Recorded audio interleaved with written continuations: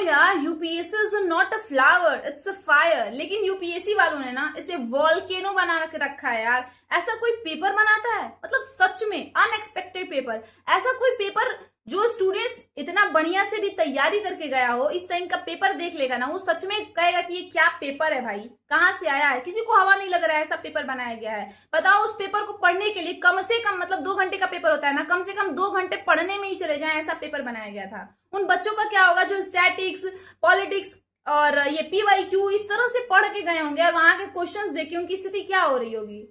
बताओ, ऐसा हमारे मतलब देश में होगा तो आपको लगता है कि हमारा देश विकसित होगा, जहां पे पेपर आए जाए लीक होते जा रहे हैं, और जहां पे इस तरह के क्वेश्चंस पेपर बना रहे हैं जो बिल्कुल अनएक्सपेक्टेड हैं इस तरह से, और कह रहे हैं हम कि युवा हमारे देश के भविष्य हैं, और इन युवाओं के लिए इस तरह से तैयारियां की जा रही हैं।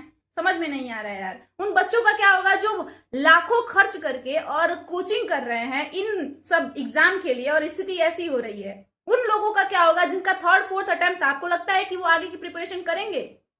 बिल्कुल नहीं। मुझे तो समझ में नहीं आ रहा है कि मैं इस पेपर के बारे में कहूं तो क्या कहूं। और आज का जो एक तरह से हमारे देश में ये चीजें चल रही हैं एजुकेशन पे, और ये एजुकेशन सिस्टम इतना डाउन हो रहा है कि मतलब समझ में नहीं आ रहा है कि किसी भी बच्चे को क्या ये एजुकेशन के फील्ड में और एग्जाम के फील्ड में जाना भी चाहिए कि नहीं जाना चाहिए।